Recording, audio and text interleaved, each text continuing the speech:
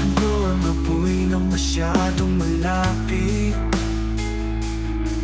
Ang init na ginabog, pag-ibig na naglaho sa ilalim.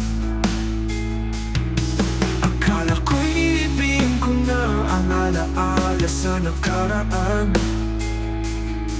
Ngunit nang dumating ka, muling bumalik ang iyak ng mabilisan. Sa anino may apoy na tahimik na kumikislap.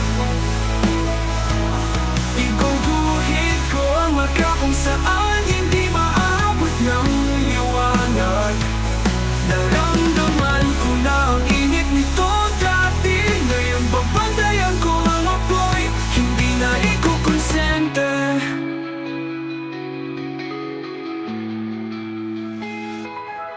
Ang iyong presensya'y bumubuhay ng mga alaala.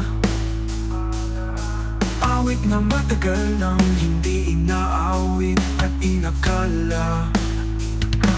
Isang salamin ng nakaraan, kung saan ako'y minsang nasaktan. Ngayon dahan-dahan akong umahakbang sa maselang daanan, upang panatilihin buo ang pagkakaibigan, kung saan dapat walang masasaktan.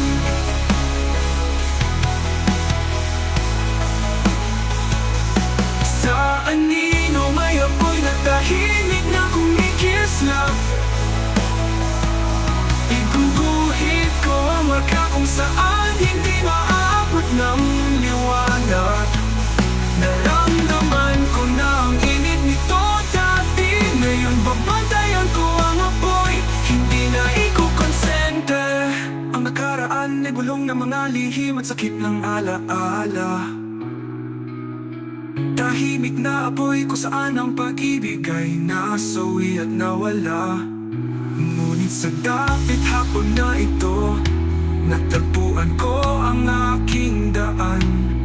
Hahadlangan ang pagkakataon na baka tayo masaktan. Kaya tayo'y nananatili sa gilid, kung saan nagtatagpo lang ang liwanag at dilim. Isang lugar kung saan ang puso'y nagtitiwala lamang ng wakas na lihim. Sa tahimik na apoy at mga guhit na mahigpit, panatilihin ng distansya, liwanag ay alagaan ng mahigpit. Dahil sa mga buwang na hindi natin tinatahak, pag-ibig na'y hindi may hahayak. Hindi mo maintindihan, ngunit hindi naman mawawasak.